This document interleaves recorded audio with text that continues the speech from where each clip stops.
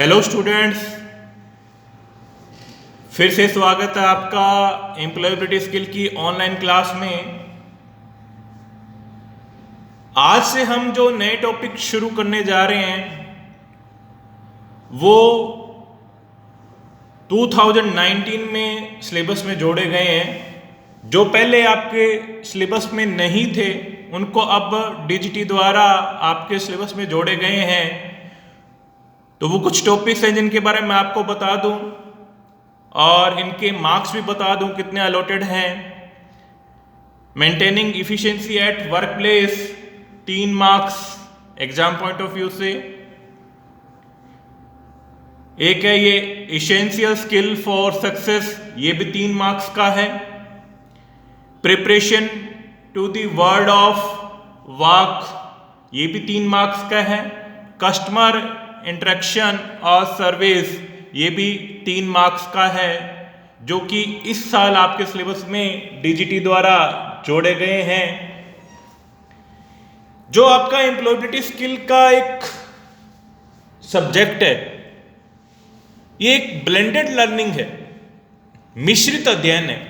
इसमें हर तरह की जानकारी आपको मिलेगी, इंडस्ट्री पॉइंट ऑफ व्यू से, वर्किंग पॉइंट ऑफ व्यू से, जॉब पॉइंट ऑफ व्यू से, हर तरह की जानकारी। व्यवहारिक नॉलेज है इसमें, कंप्यूटर नॉलेज है इसमें, कम्युनिकेशन भी है इसमें।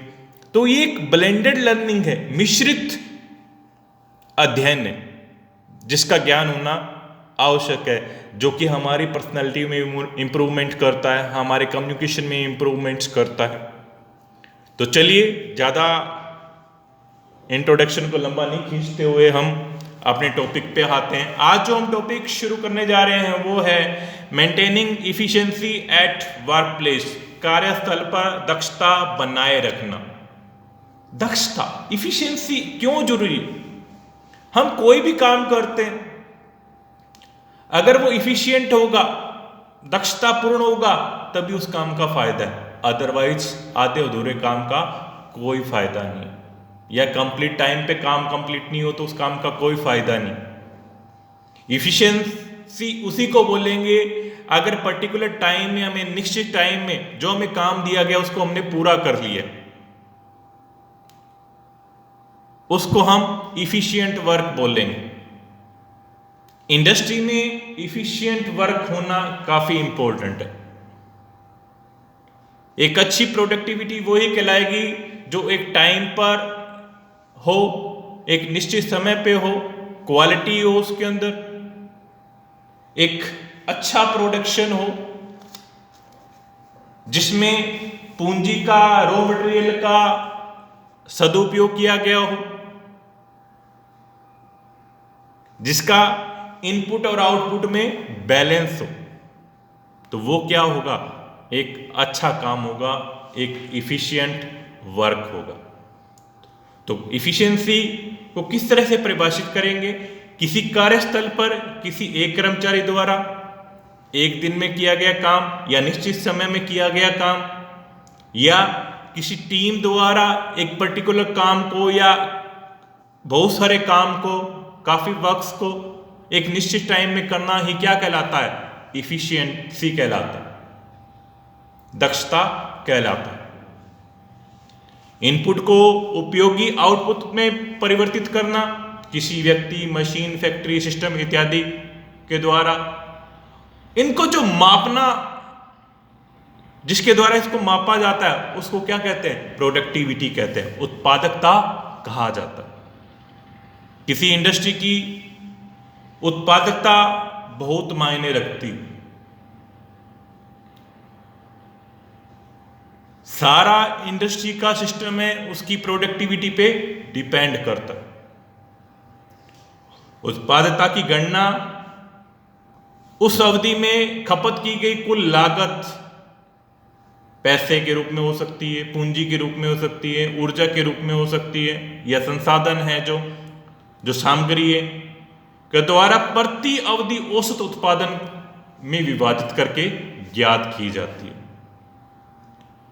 हम आउटपुट में इनपुट को डिवाइड करेंगे तो हमें क्या है? प्रोडक्टिविटी प्राप्त होगी, या यूं कहें औसत एवरेज जो प्रोडक्टिविटी उत्पादकता हमें तब प्राप्त होगी जो हमने फिनिश गुड तैयार किया है, जो प्रोडक्ट तैयार किया है या सेवाएं दी हैं, उसमें जब हम जो भी हमारा इन्वेस्टमेंट लगा, पैसा लगा, मशीनरी लगी है, मैन लगे हैं, उनसे डिवाइड कर जाते हैं तो हमें एवरेज प्रोडक्टिविटी प्राप्त हो जाती है।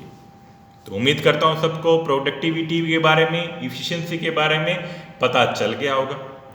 अब बात करते हैं जो हमारी इफिशिएंसी होती है, प्रोडक्टिविटी होती है, इसको प्रभावित करने वाले कारक कौन से, फैक्टर कौन से हैं जो अफेक्ट करते हैं प्रोडक्टिविटी को। टेक्निकल फैक्टर्स हैं, प्रोडक्शन फैक्टर्स है, ऑर्गेनाइजेशन फैक्टर्स हैं, पर्सनल फैक्टर्स है, फाइनेंस फैक्टर्स हैं, मैनेजमेंट फैक्टर है, गवर्नमेंट फैक्टर है, लोकेशन फैक्टर। तो आइए इनको एक एक करके हम डिस्कस करते हैं। ये 8 फैक्टर हैं जो प्रोडक्टिविटी को इफेक्ट करते हैं, प्रभावित करते हैं, जो उनकी इफिशिएंसी में प्रभाव डालते हैं। तो देखिए, पहले तो है टेक्निकल फैक्टर, तकनीकी कारक। ये कार्यस्थल पर एक इंपॉर्टेंट रोल शो करता है। अगर मशीनरी सही नहीं हो, टेक्नोलॉजी का सही उपयोग नहीं किया गया हो, सही से उसका संचालन नहीं किया गया हो, तो प्रोडक्टिविटी क्या हो सकती है, इफेक्ट हो सकती है। नेक्स्ट है प्रोडक्शन फैक्टर। अगर किसी कार्यस्थल पर विभाग द्वारा सुनियोजित तरीके से प्रोडक्शन नहीं किया गया हो, सही मटेरियल का यूज नहीं किया गया हो, सही रॉ मटेरियल का चूज नहीं किया गया हो, या सही रॉ मटेरियल को प्रॉपर वे से उसको यूटिलाइज नहीं किया गया हो, तो भी क्या है, इफिशिएंसी इफेक्ट होगी, प्रोडक्टिविटी क्या होगी, इफेक्ट होगी। नेक्स्ट है ऑर्गेनाइजेशन फैक्टर। यह बताता है कि हमें कर्मचारियों की क्या जिम्मेदारियां हैं, ऑर्गेनाइजेशन की क्या जिम्मेदारियां हैं, जो पर्सन है, टीम है काम करने, उनकी क्या जिम्मेदारियां हैं, उनको किस तरह से काम करना है, अपनी जिम्मेदारियां को निर्वहन कर रहे हैं कि नहीं कर रहे हैं, उनको पालन कर रहे हैं कि नहीं कर रहे हैं, कोई प्रॉब्लम आ जाती है तो उसको हम कैसे हल कर रहे हैं। तो ये एक ऑर्गेनाइजेशन का दायित्व होता है कि उसको दूर करना। ये भी एक इम्पोर्टेंट फैक्टर है किसी प्रोडक्टिविटी का। कर्मिक पर्सनल कारक, मानव जो व्यक्ति है, वहाँ पे मैन पावर है जो काम करने वाली, वो एक कार्यस्थल की मेन पूंजी होती है। क्यों, वर्कर ही तो होते हैं काम करने वाले। सही वर्कर्स का अगर चयन कर लिया तो प्रोडक्टिविटी अच्छी होगी। अगर हमने प्रॉपर सही पर्सन्स का चयन नहीं किया, सही सही बंदों को रिक्रूट नहीं किया काम के लिए, तो क्या प्रोडक्टिविटी अच्छी होगी? बिल्कुल नहीं होगी। तो इसलिए एक ऑर्गेनाइजेशन के लिए, एक संस्थान के लिए, एक इंस्टीट्यूशन के लिए या एक इंडस्ट्री के लिए ये भी ज़रूरी है कि प्रोडक्टिविटी को इम्प्रूव करने के लिए, प्रोडक्टिविटी को इफेक्ट नहीं हो, इसके लिए उपयुक्त कर्मचारी होने चाहिए जिनको नॉलेज हो, तभी वो सही उत्पाद बना पाएंगे। वित्त कारक, फाइनेंशियल फैक्टर। फाइनेंशियल भी क्या है, एक व्यवसाय का क्या है, ब्लड है, रक्त है, जीवन रक्त है। एक व्यवसाय की फिक्स और वर्किंग कैपिटल दोनों पर बेहतर कंट्रोल होना चाहिए। पूरा विवेकपूर्ण उसको नॉलेज के साथ उसको यूटिलाइज करना है, तब जाके हम सरवाइव हो सकते हैं। अदरवाइज वो ऑर्गेनाइजेशन सरवाइव नहीं होगा तो प्रोडक्टिविटी भी क्या होगी, अच्छी नहीं होगी। प्रबंधन, मैनेजमेंट जो काम करवा रहे हैं, जो मैनेजर्स हैं, वो अच्छे मानवीय संबंध वाले होने चाहिए, मोटिवेट करने वाले होने, टेक्निक को जानने वाले होते हैं, उनमें स्किल होनी चाहिए ताकि वो अपने एम्प्लॉयज को, अपने साथियों को, अपनी टीम को उसके लिए मोटिवेट कर सके, उनके बारे में जानकारी दे सके। तो एक कुशल प्रबंधन होना भी एक आवश्यक है, एक इफिशिएंसी के लिए, एक वर्क प्लेस पर प्रोडक्टिविटी के लिए। गवर्नमेंट का भी खूब इफेक्ट पड़ता है एक ऑर्गेनाइजेशन पर, उसकी प्रोडक्टिविटी के फैक्टर पर।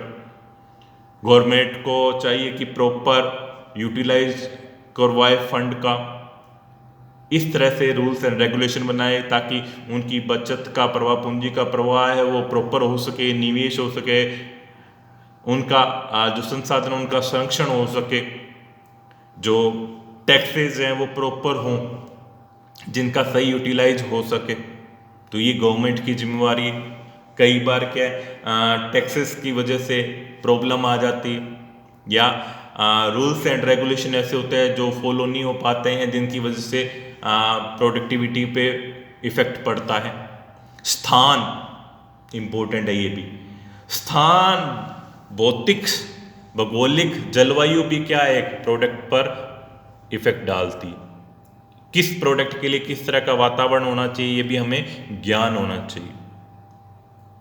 कौन सा इन्वायरमेंट किस तरह के प्रोडक्ट पर किस तरह से इफेक्ट करेगा, उसके बारे में पता होना चाहिए। क्या वो अनुकूल है या अनुकूल नहीं है, उसका भी ज्ञान होगा, तो जिससे कि ये प्रोडक्टिविटी बढ़ाई जा सकती है या प्रोडक्टिविटी पे इफेक्ट पड़ेगा, प्रोडक्टिविटी कम हो सकती है।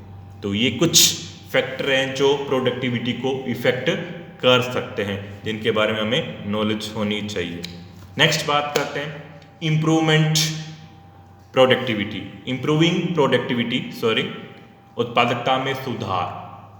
उत्पादकता में सुधार मूल रूप से आपके काम में लाभ लाने के लिए उत्पादकता के स्तर में सुधार का वर्णन करता है। एक इंप्रूवमेंट, क्वालिटी में इंप्रूवमेंट होगा, प्रोडक्टिविटी में, क्वालिटी में इंप्रूवमेंट तो प्रोडक्टिविटी में इंप्रूवमेंट। अगर क्वालिटी इंप्रूव होगी, हमारी प्रोडक्टिविटी इंप्रूव होगी, तभी तो हमें इनकम बढ़ेगी, हमारी इंडस्ट्री की इनकम बढ़ेगी, हमारे व्यवसाय की इनकम बढ़ेगी। तो इस तरह से हमें काम करना की प्रोडक्टिविटी क्या हो, इंप्रूव हो।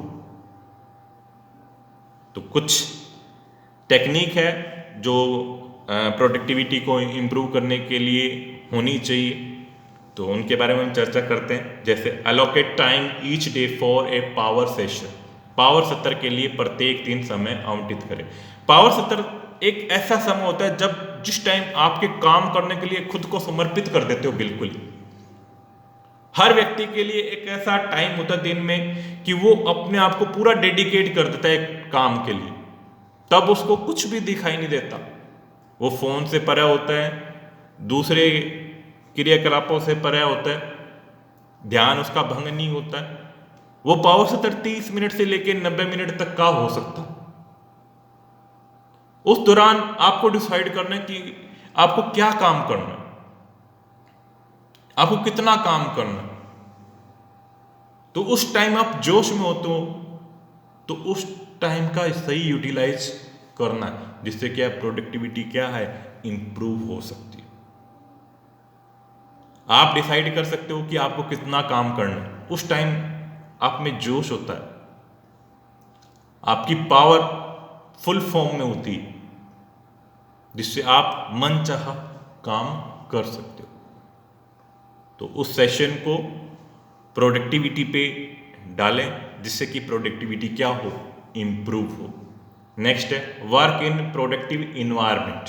हाँ, उत्पादक वातावरण में काम करें। अपने आप को ऐसे वातावरण में रखें जहां पे काम करने वाला का माहौल हो, अच्छे व्यक्ति हो जो काम करने वाले हो, जो आपका ध्यान भंग नहीं करे,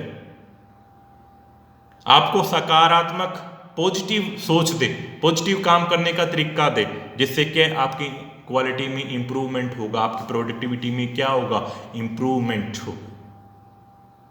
नेक्स्ट है ऑर्डर योर वर्क, अपने काम का आदेश दें। ये एक सिस्टम है, अपने काम करने का एक तरीका बनाए। जैसे हमने ऊपर फर्स्ट स्टेप में देखा है कि हर व्यक्ति में एक पावर सत्तर होता है, एक टाइम होता है जहां वो एनर्जी लेवल हाई होता है। तो जब भी कोई काम को शुरुआत करें तो शुरुआत उस काम से करें या स्टार्टिंग उस काम से करें जहां पे जिस काम में आपकी रुचि कम हो, जिस काम को आप लास्ट में छोड़ देते हो, वो काम पहले करने की कोशिश करें जिसमें आपकी रुचि नहीं है। आपकी रुचि है उसको आप लास्ट में भी कर सकते हो, जब आपका एनर्जी लेवल क्या हो जाएगा, कम होगा। हम क्या करते हैं, हम उस काम को पहले करते हैं जो हमें पसंद है, तो वो काम कंप्लीट होता है, उस पर हम पूरा फोकस कर देते हैं। तो फिर कई बार ये होता है कि जिस काम में हमारा इंटरेस्ट नहीं है तो वो लास्ट में आता है, तो फिर लास्ट में हम उस टाइम थक भी जाते हैं, हमारे अंदर एनर्जी भी नहीं रहती, तो वो काम करने की हमारी इच्छा नहीं रहती, तो उस काम को हम साइड करते हैं, छोड़ देते, तो जिससे कितने प्रोडक्टिविटी क्या होती है, इफेक्ट होती है। तो अगर प्रोडक्टिविटी को इम्प्रूव करना है तो हमें पहले वो चीज़ उठानी है जिस पे हमारा मन नहीं लगता। कहते हैं ना, हार्ड काम को पहले करो